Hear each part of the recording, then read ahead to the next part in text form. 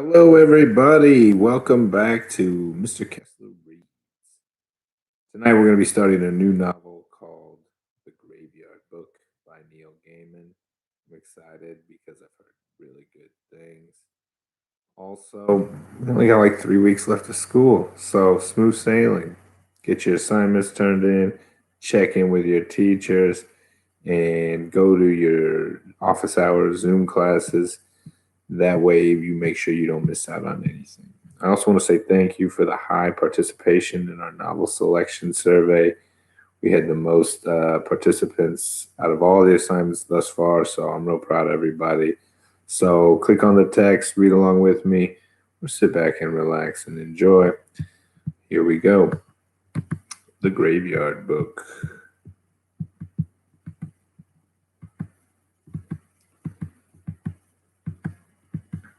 Chapter 1. Nobody came to the graveyard.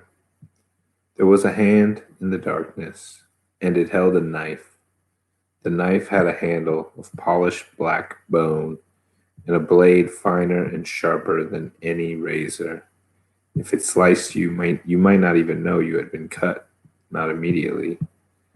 The knife had done almost everything it was brought to that house to do, and both the blade and handle were wet. The street door was still open, just a little, where the knife and the man who had held it had slipped in, and wisps of nighttime mist slithered and twined into the house through the open door.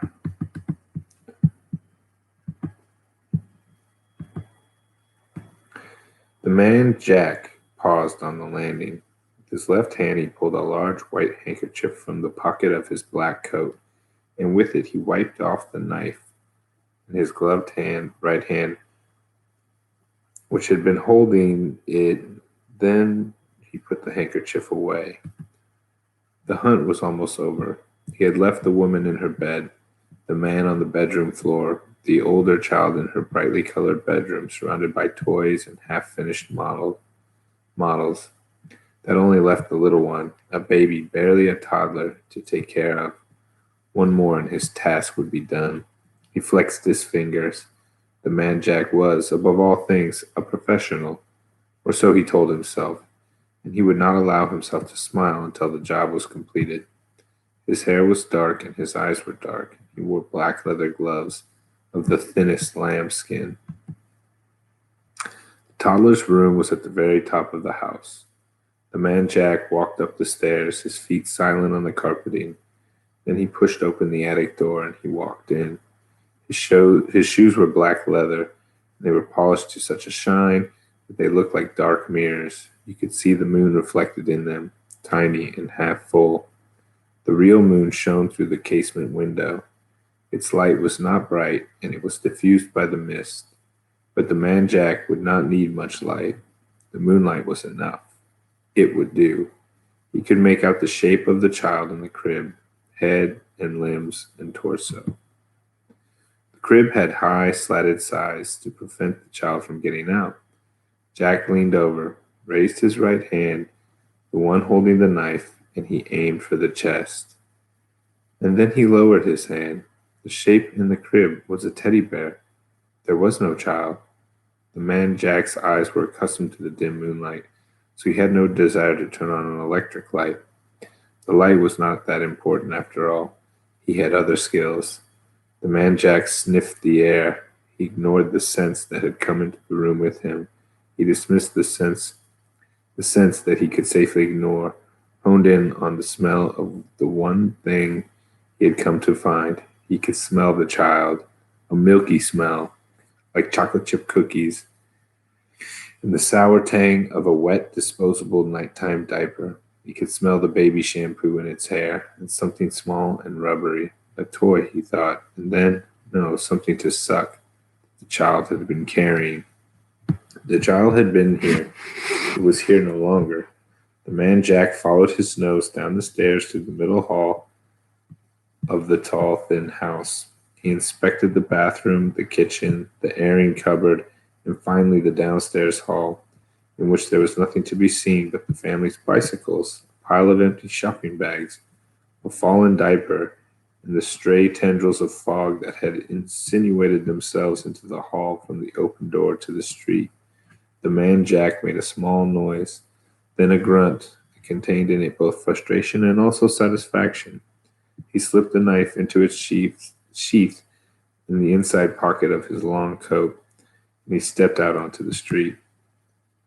There was moonlight, and there were streetlights. The fog stifled everything. Muted light and muffled sound had made the night shadowy and treacherous. He looked down the hill toward the light of the closed shop, then up the street, where the last high houses wound up on the hill on their way to the darkness of the old graveyard.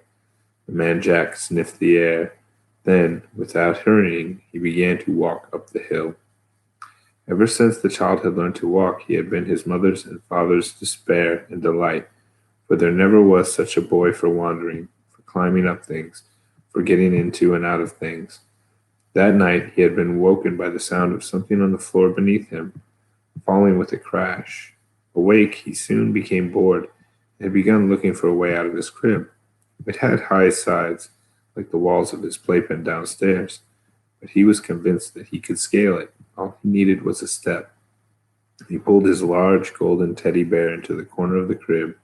Then, holding the railing in his tiny hands, he put his foot onto the bear's lap and the other foot up on the bear's head, and he pulled himself up into the standing position. Then he half climbed, half toppled over the railing and out of the crib. He landed with a muffled thump on a wall, on a small mound of furry, fuzzy toys, some of them presented from relations for his first birthday, not 6 months gone, some of them inherited from his older sister.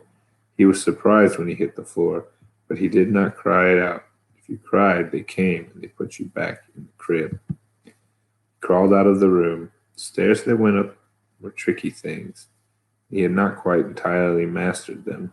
Stairs that went down, however, he had discovered, were fairly simple. He did them sitting down, bumping from step to step on his small, well-padded bottom.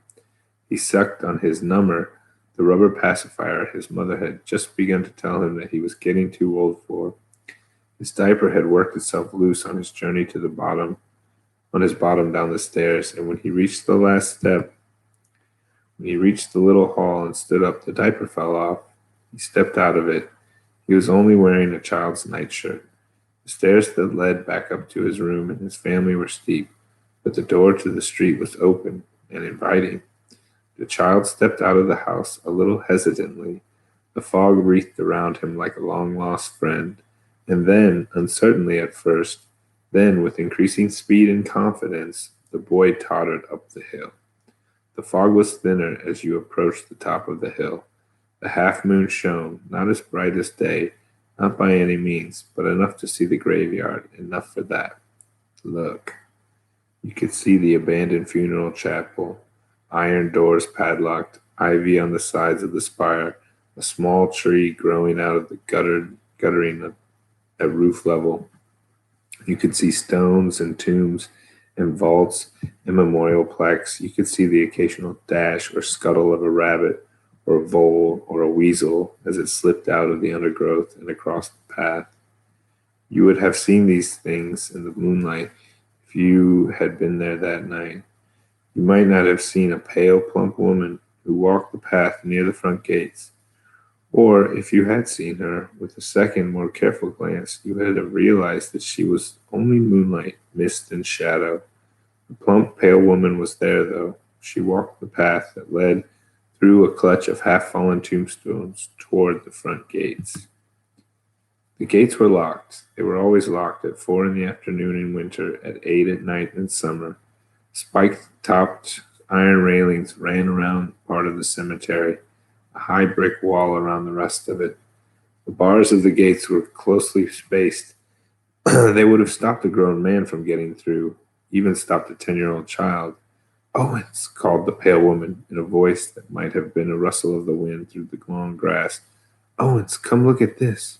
She crouched down and peered at something on the ground, as a patch of shadow moved into the moonlight, revealing itself to be a grizzled man in his 40s. He looked down at his wife, and then looked at what she was looking at, and scratched his head. Mistress Owens, he said, for he came from a more formal age than our own. Is that what I think it is? At that moment, the thing he was inspecting seemed to catch sight of Mrs. Owens, for it opened its mouth, letting the rubber nipple it was sucking fall to the ground, and it reached out a small, chubby fist, as if it were trying for all the world to hold on to Miss Owens' pale finger. Strike me silly, said Mr. Owen, if that isn't a baby. Of course it's a baby, said his wife, and the question is, what is to be done with it? I dare say that is a question, Mistress Owens, said her husband, and yet it is not our question, for this baby is unquestionably alive, and as such is nothing to do with us, and is no part of our world. Look at him smile, said Mrs. Owens. He has the sweetest of smiles, and with one insubstantial hand she stroked the child's sparse blonde hair. The little boy giggled with delight. A chilly breeze blew across the graveyard, scattering the fog in the lower slopes of the place, for the graveyard covered the whole of the top of the hill, and its path wound up the hill and down and back upon themselves. A rattling. Someone at the main gate of the graveyard was pulling and shaking it, rattling the old gates and the heavy padlock and chain that held them. There now, said Owens. It's the babe's family come to bring him back to the loving bosom. Leave the little man be, he said, because Mrs. Owens was putting her insubstantial arms around the toddler, soothing and stroking. Miss Owens said, he don't look like nobody's family, that one. The man in the dark coat had given up on rattling the main gate and was now examining the smaller side gate. It too was well locked.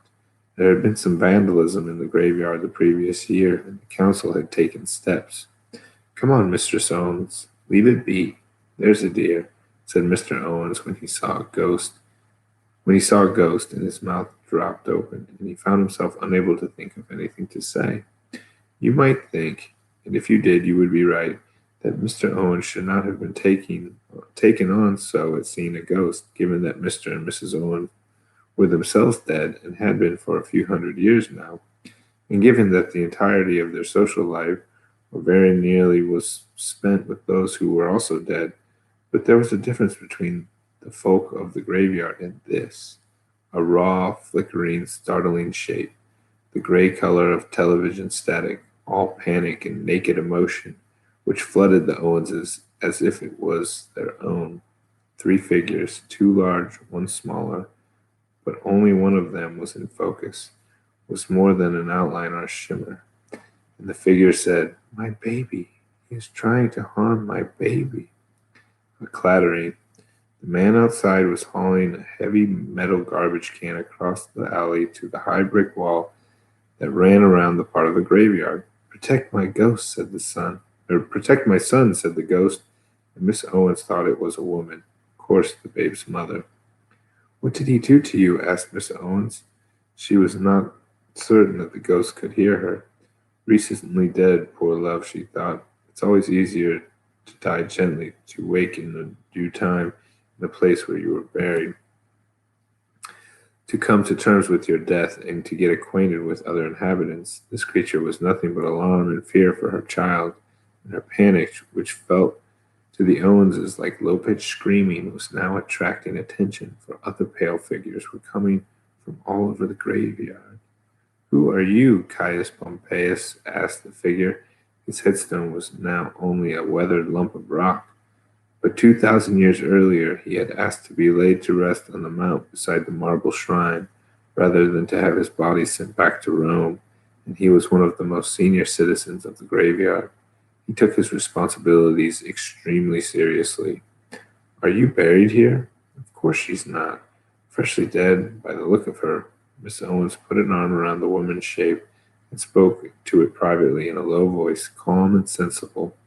There was a thump and a crash from the high wall beside the alley. A garbage can had fallen. A man clambered up on top of the wall, a dark outline against the mist-smudged street lights. He paused for a moment, then climbed down the other side, holding on to the top of the wall, legs dangling, and let himself fall the last few feet down into the graveyard. But my dear, Miss Owens said in said to the shape, now all that is left of the three shapes that had appeared in the graveyard. He's living, or not. Can you imagine? The child was looking up at them, puzzled. It reached for one of them, then the other, finding nothing but air. The woman's shape was fading fast. Yes, said Miss Owens in response to something that no one else heard. If we can, then we will. She turned to the man beside her. And you, Owens, will you be a father to this little lad? Will I what? Said Owens, his brow crinkling. We never had a child, said his wife. His mother wants us to protect him. Will you say yes? The man in the black coat had tripped on a tangle of ivy and half-broken headstones. Now he got to his feet and walked forward more carefully, startling an owl which rose on silent wings. He could see the baby, and there was triumph in his eyes. Owens knew what his wife was thinking when she used that tone of voice. They had not, in life and in death, been married for over 250 years for nothing. Are you certain? He asked. Are you sure? Sure as I have ever been of anything, said Miss Owens. Then yes, if you'll be its mother, I'll be its father. Did you hear that? Miss Owens asked the flickering shape in the graveyard. Now, little more than an outline, like distant summer lighting, the shape of a woman. It said something to her that no one else could hear, and then it was gone. She'll not come here again, said Mr. Owens. Next time she wakes, she'll be in her own graveyard, or wherever it is she's going. Miss Owens bent down to the baby and extended her arms. Come now, she said warmly. Come to Mamma. To the man Jack, walking through the graveyard toward them on a path, his knife already in his hand, it seemed as if a swirl of mist had curled around the child in the moonlight, and that the boy was no longer there, just damp mist and moonlight and swaying grass. He blinked and sniffed the air. Something had happened, but he had no idea what it was. He growled in the back of his throat like a beast of prey, angry and frustrated. Hello? Called the man Jack, wondering if perhaps the child had stepped behind something. His voice was dark and rough. There was an odd edge to it, as if of surprise or puzzlement at hearing himself speak. The graveyard kept its secrets. Hello, he called again. He hoped to hear a baby cry or utter a half word or to hear it move.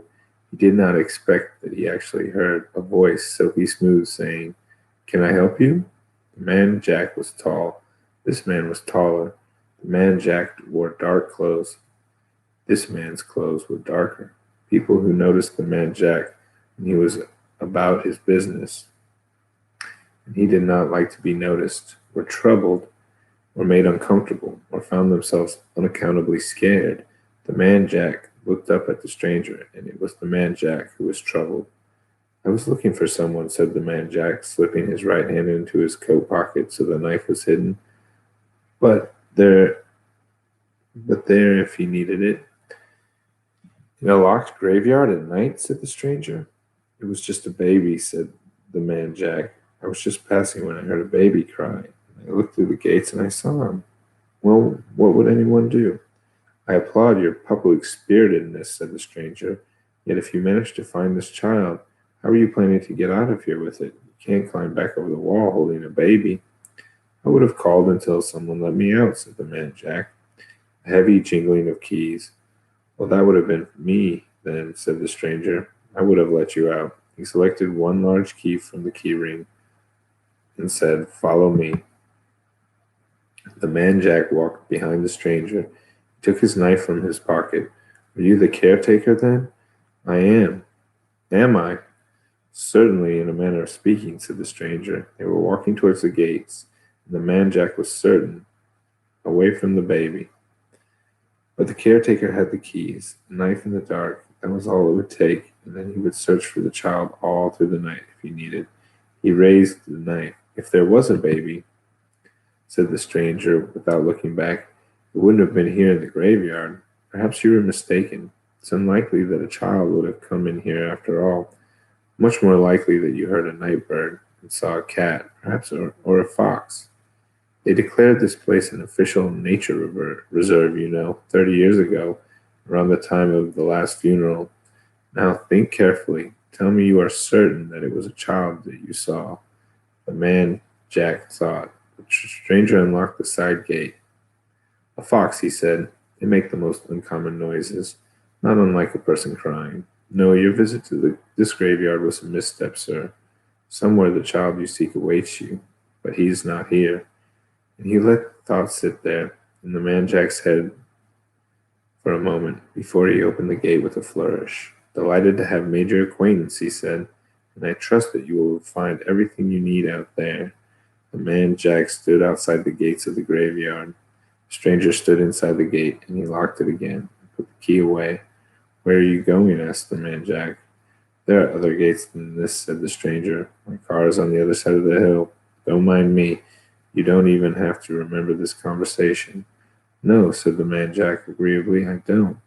He remembered wandering up the hill, what he had thought to be a child had turned out to be a fox, that a helpful caretaker had escorted him back out to the street. He slipped his knife into its inner sheath. Well, he said, good night. Good night to you, said the stranger,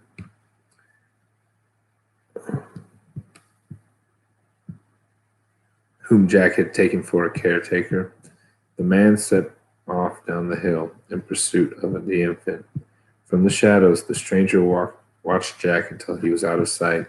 Then he moved through the night, up and up, to the flat place below the brow of the hill, a place dominated by an obelisk and a flat stone set into the ground dedicated to the memory of Josiah Worthington, local brewer, politician, and later baronet, who had, almost 300 years before, bought the old cemetery and the land around it and given it to the city in perpetuity. He had reserved for himself the best location on the hill, a natural amphitheater with a view of the whole city and beyond, and he had ensured that the graveyard endured as a graveyard for which the inhabitants of the graveyard were grateful, although never quite as grateful as Josiah Worthington, Bart, felt they should have been. There were, all told, some 10,000 souls in the graveyard, but most of them slept deep and took no interest in the night-to-night affairs of the place. And there were less than 300 of them up there in the amphitheater in the moonlight. The stranger reached them as silently as the fog itself, and he watched the proceedings unfold from the shadows, and he said nothing. Josiah Worthington was speaking. He said, My dear madam, your obduracy well, can't you see how ridiculous this is? No, said Miss Owens. I can't. She was sitting cross-legged on the ground, and the living child was sleeping in her lap. She cradled its head with her pale hands. What Mistress Owens is trying to say, sir, begging your honor's pardon, said Mr. Owens, standing beside her, is that she don't see it that way. She sees it as doing her duty. Mr. Owens had seen Josiah Worthington in the flesh back when they were both alive, and had in fact made several pieces of fine furniture for the Worthington Manor House out near Inglesham, and was still in awe of him. Her duty, Josiah Worthington, Bart, shook his head as if to dislodge a strand of cobweb. Your duty, ma'am, is to the graveyard, and to the commonalty of those who form this population of discarnate spirits. Sorry, I went too far.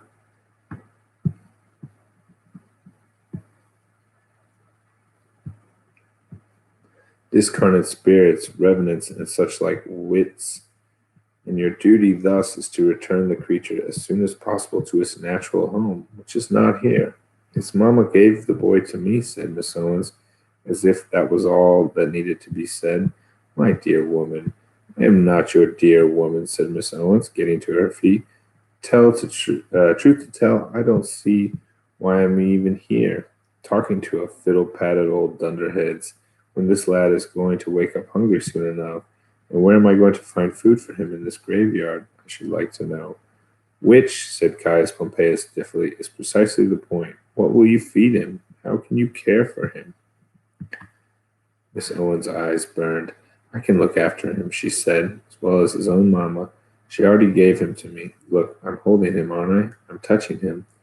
Now, see reason, Betsy, said Mother Slaughter, a tiny old thing in a huge bonnet and cape she had worn in life and had buried wearing. Where would he live? Here, said Miss Owens, we could give him the freedom of the graveyard. Mother Slaughter's mouth became a tiny O. But she said, but I never. Well, why not? It isn't the first time we'd given the freedom of the graveyard to an outsider. That is true, said Caius Pompeius, but he wasn't alive.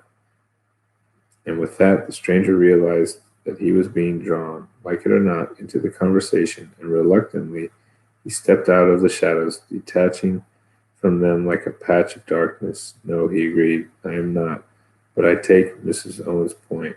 Josiah Worthington said, You do, Silas? I do, for good or for evil, and I firmly believe that it is for good. Miss Owens and her husband have taken this child under their protection.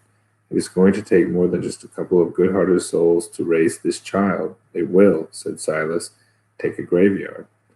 And what of food and the rest of it? I can leave the graveyard in return. I can bring him food, said Silas. That's all very well, saying that, said Mother Slaughter, but you comes and you goes, and nobody keeps track of you. If you went off for a week, the boy could die. You're a wise woman, said Silas. I see why they speak so highly of you. He couldn't push the minds of the dead as he could the living, but he could use all the tools of flattery and persuasion he possessed, for the dead are not immune to either. Then he came to a decision. Very well, if Mr. and Mrs. Owens will be his parents, I shall be his guardian. I shall remain here, and if I need to leave, I shall ensure that someone takes my place, bringing the child food and looking after him. We can use the crypt of the chapel, he added. But, expostulated Hosea Worthington, but a human child, a living child? I mean, this is a graveyard, not a nursery, blast it. Exactly, said Silas, nodding. Very good point, Sir Hosea. I couldn't have put it better myself, and for that reason, if for no other, it is vital that the child be raised with as little disruption as possible to the, if you'll forgive the expression, the life of the graveyard. With that, he strolled over to Mrs. Owens, and he looked down at the infant asleep in her arms. He raised an eyebrow. Does he have a name, Miss Owens? Not that his mother told me, she said. Well then, said Silas, his old name won't be as much use to him now anyway. There are those out there who mean him harm. Suppose we pick a name for him, eh? Caius Pompeius stepped over and eyed the child. He looks a little like my proconsul, Marcus. We could call him Marcus. Josiah Worthington said, He looks more like my head gardener, Stebbins. Not that I'm suggesting Stebbins as a name. The man drank like a fish.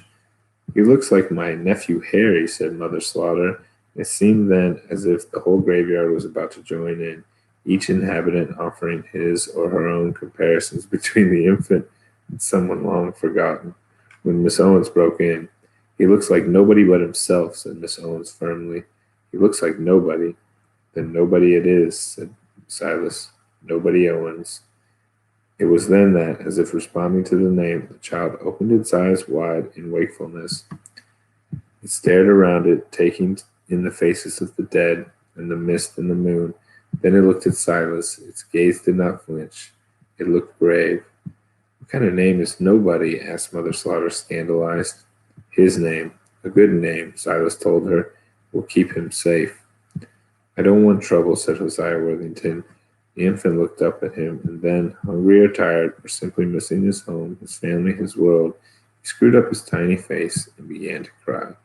Leave us, said Caius Pompeius to Miss Owens. We'll discuss this further without you. Miss Owens waited outside the funeral chapel. It had been decreed over 40 years before that the building, in appearance, a small church with a spire, was a listed building of historical interest. The town council had decided that it would cost too much to renovate it. A little chapel and an overgrown graveyard that had already become unfashionable, so they had padlocked it and waited for it to fall down. Ivy covered it, but it was solidly built and would not fall down in this century. The child had fallen asleep in Miss Owens' arms. She rocked it gently, sang it an old song, one her mother had sung to her when she was a baby herself, back in the days when men had first started to wear powdered wigs. The song went, Sleep, my little baby, oh, sleep until you're wakened. When you're grown, you'll see the world, if I'm not mistaken. Kiss a lover, dance a measure, find your name and buried treasure.